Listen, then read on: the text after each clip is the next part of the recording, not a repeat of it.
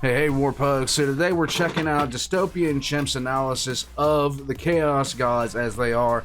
It is always nice to hear from someone who has many of the same opinions of the Chaos Gods that I do, and just the general, like, the thing about the Chaos Gods, and I've said this a lot, Chaos has a habit of telling you 99% of the truth. It has a very good habit of telling you 99% of the truth. They just leave out that one really important part.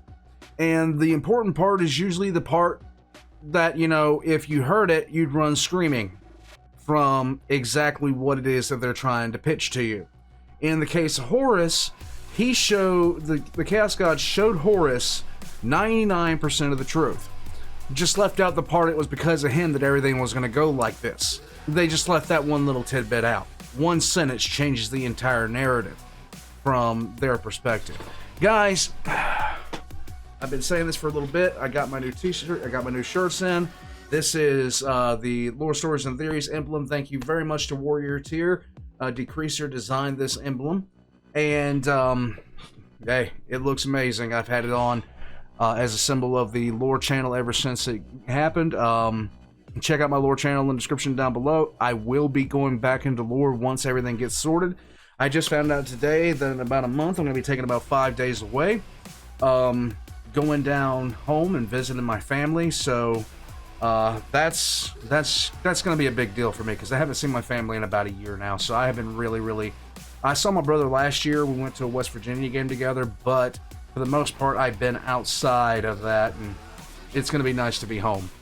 Guys, enough with all that happiness and warm and fuzzy feelings. It's time to talk about Khorne, the bloody-handed god, the Lord of Murder, and the reason why people have road rage.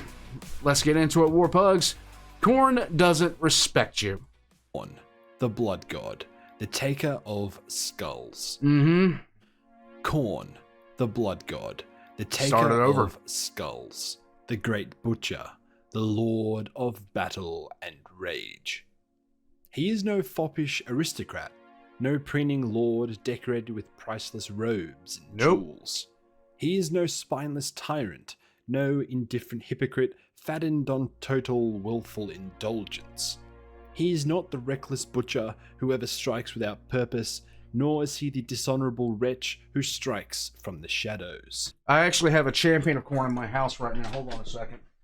Here, give me that. Give me that right there. She ignored me.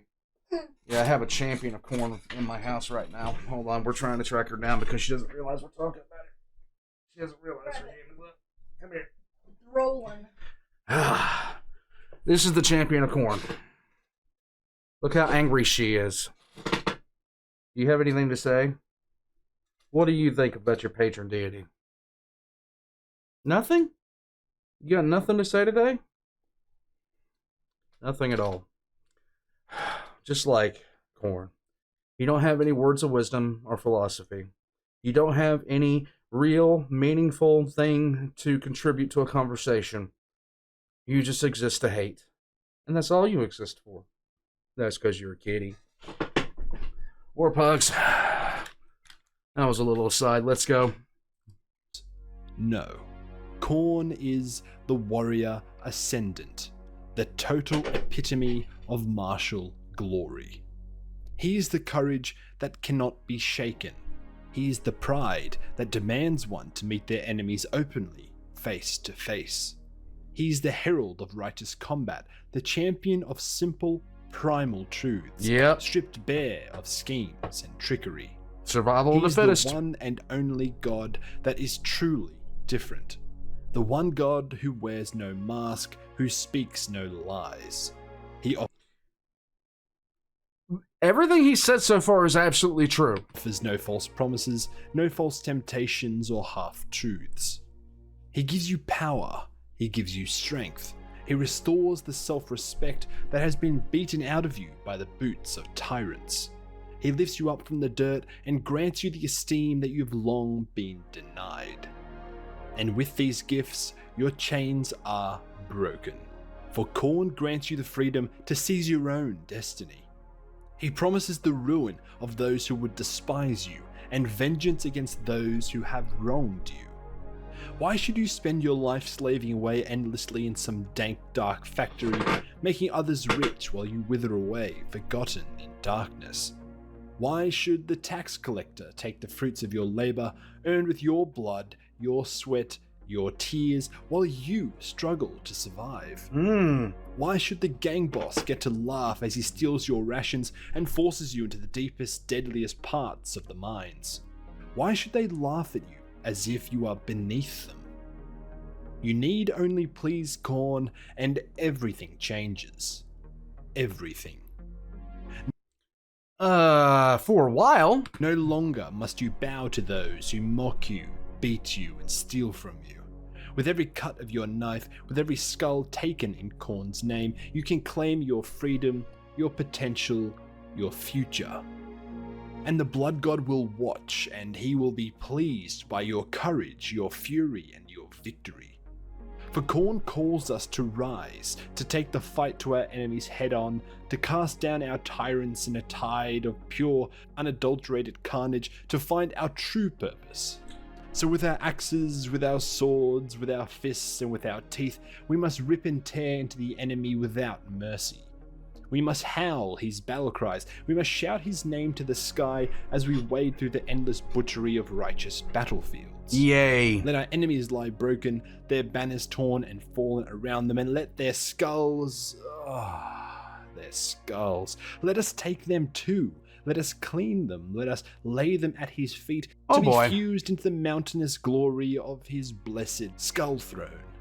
And here's where things start to turn bad. And as the echoes of battle fade, as the red sun sets upon the red fields littered with the dead, we must lift our eyes to the horizon, where yet more worthy foes await. For there is no end to Khorne's call. There is only the next battle, the next victory, the next tribute. And so we must march forward into glorious battle, forever in his name. Yep, that's the part they don't tell you about. It's all a lie. And everything I've said before this, nothing but delusion. Remember kids, 99% of the truth. Khorne is honorable, they say. Well, what exactly is the definition of honor that we are working with here?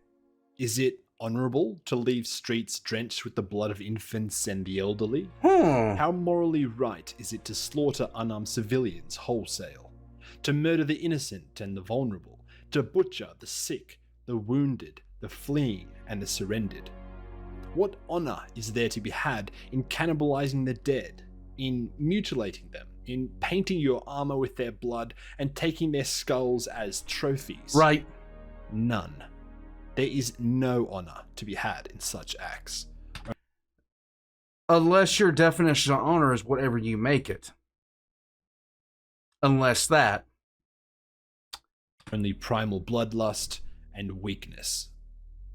True honor requires constant conscious decisions to rise above primal urges and to direct one's power towards good moral principles rather than emotional impulses or personal glory.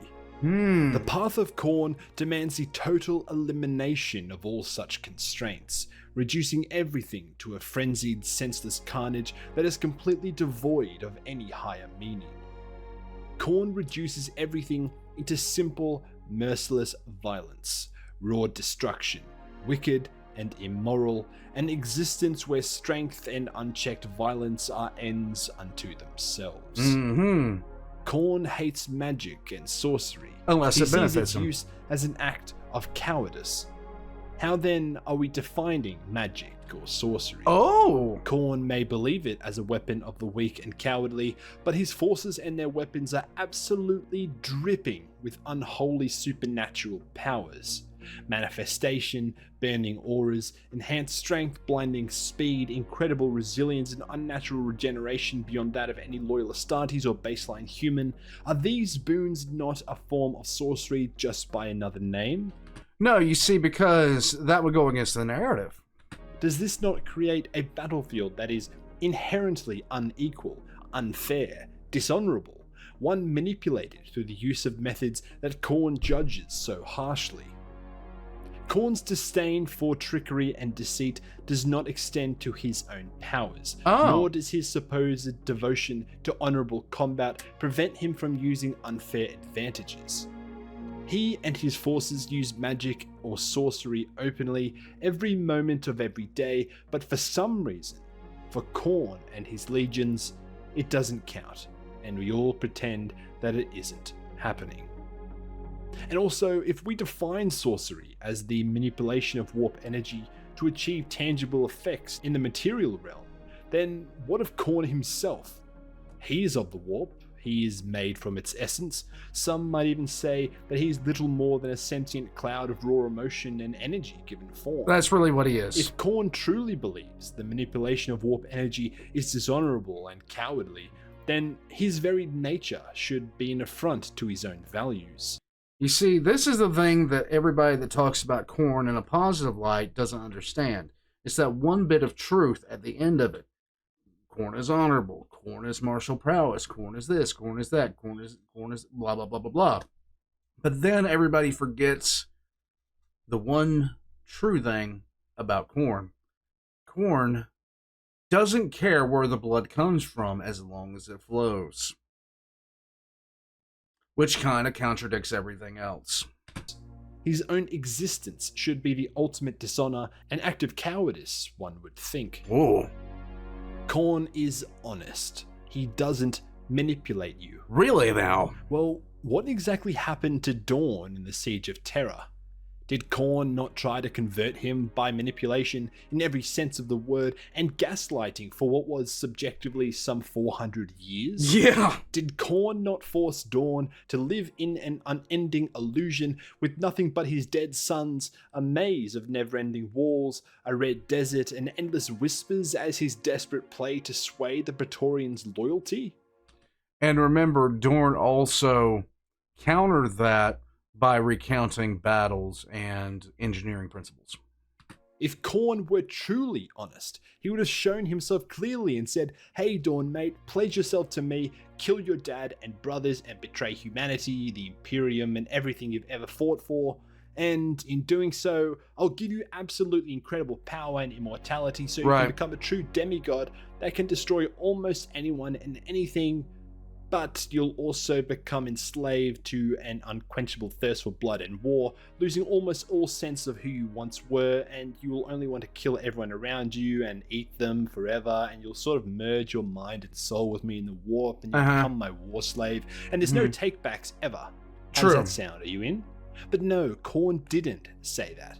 He wasn't honest. Instead, Khorne hid, and he relied on illusions, mind games, and trickery to play his hand. So much so that he might have impressed Tzeentch with his theatrics. Tzeentch isn't impressed by any theatrics, because Tzeentch is just as planned. And does Khorne's influence not erode sanity? Does it not distort perception, intensifying emotions until such a time that all that remains is pure madness, rage, and the insatiable lust for blood? True. Those who devote themselves to Khorne are stripped of every other thought or desire.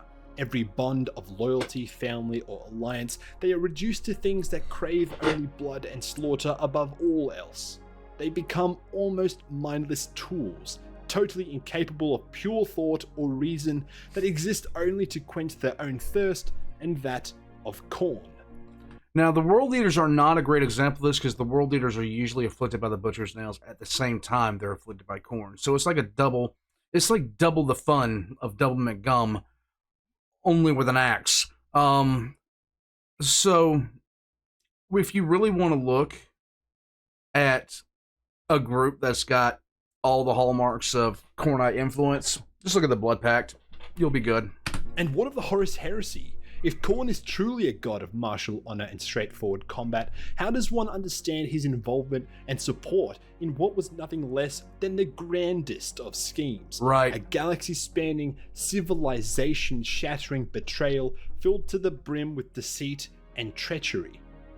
Where was Khorne's anger when Horus betrayed his father, his brothers, and his oaths? Did Khorne threaten to withdraw his support for Horus for his cowardly treacheries at Isfahan, or for his use of assassins, saboteurs, and shadow agents?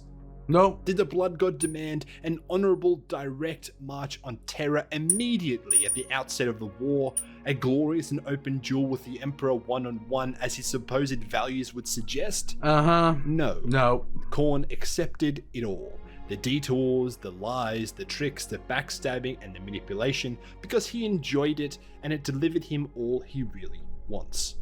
And lastly, if Khorne despises deceit so much and would never betray you or stab you in the back, then why, I wonder, is his greatest champion known as the Betrayer?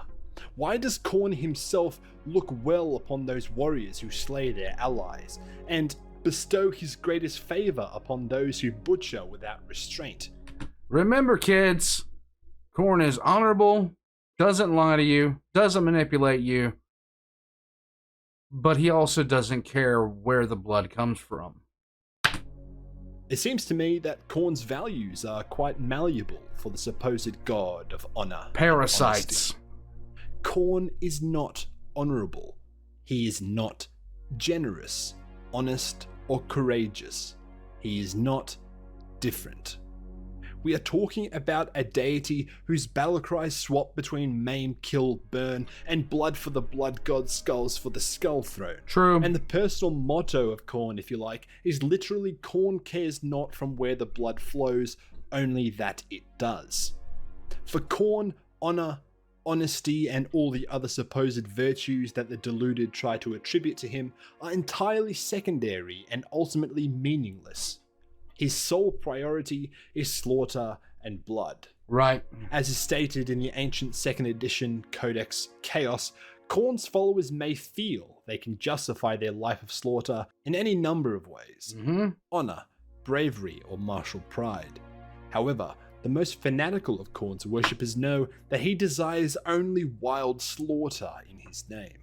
All else is meaningless artifice.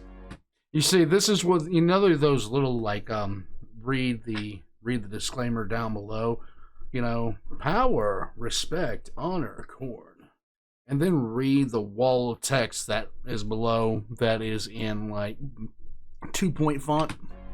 Or, as is said in the realms of Chaos Slaves to Darkness, the only way to gain favor of him is by killing.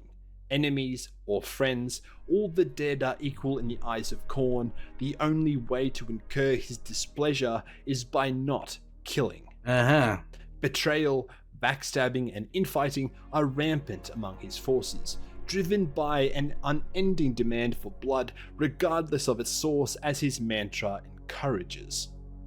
While some may claim Khorne values the slaughter of the strong over the weak, this notion is contradicted by the simple reality of his followers. Right. They readily turn on one another over the smallest provocations. The concept of Khorne followers seeking fair, glorious combat is little more than a very rare exception seen in some of his key champions. The majority are brutal, unthinking beasts who care only for the thrill of killing.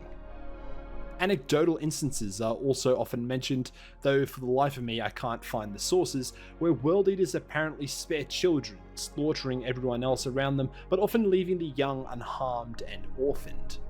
Examples like this are weirdly framed as being honourable, but as I see it, they are just as bad, if not worse, than outright murder. Right. While these children may be spared immediate death, they are abandoned to a far worse fate: starvation, exploitation, or the horrors of being swept up by the same bloodthirsty cults that destroyed their lives. Right.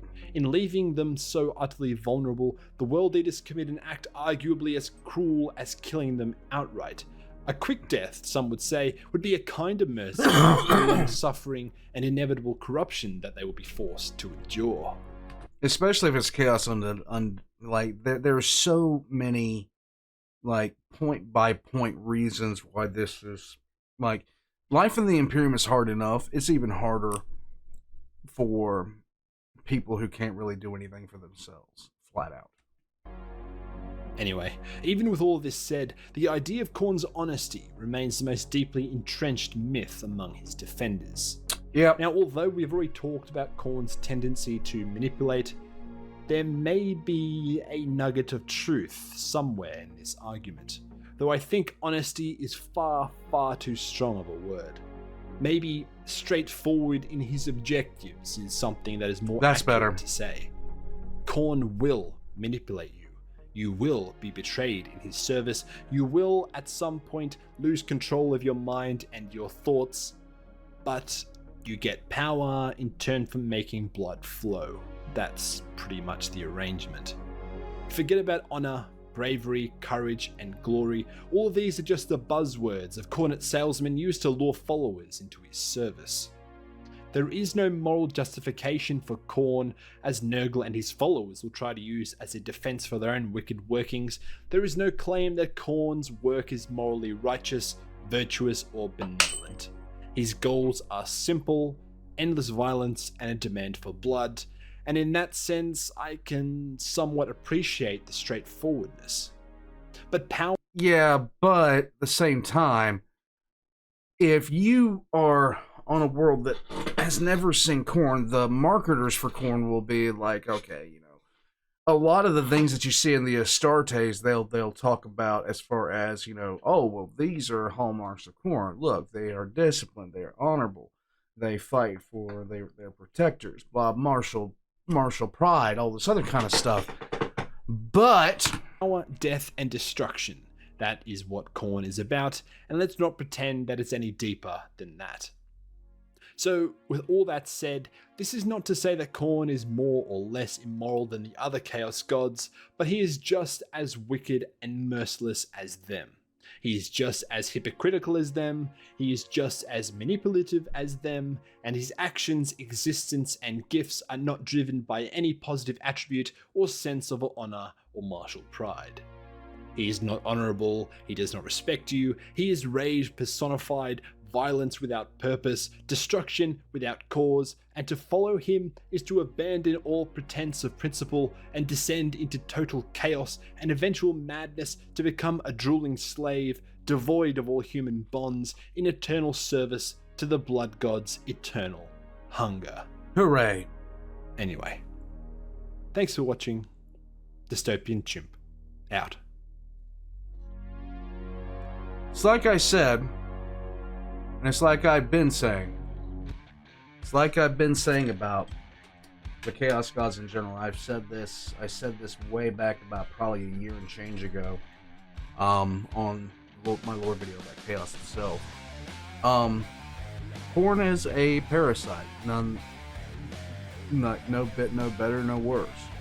And eventually, like, each one of the Chaos Gods do represent certain aspects of, things that could be considered at worst neutral and at best positive. They do draw power from these things, but at the end of the day, while Slaanesh gains power from, simple acts of creation and joy, Slaanesh will always seek the extremes, because that's what gives Slaanesh the most food. Same with Khorne. Khorne may harbor aspects of, martial pride, honor, things of those natures. But the reality is, the parasitic nature of the Chaos Gods turns everything that they do in upon itself. Khorne may tempt people with martial pride, honor, everything like that, but all that pride and honor goes away the second that you start really getting into what Khorne, the extremes of Khornite worship. Slaanesh might encourage creation and beauty and joy, but just look at the noise marines for all that you know. Like Slaanesh would get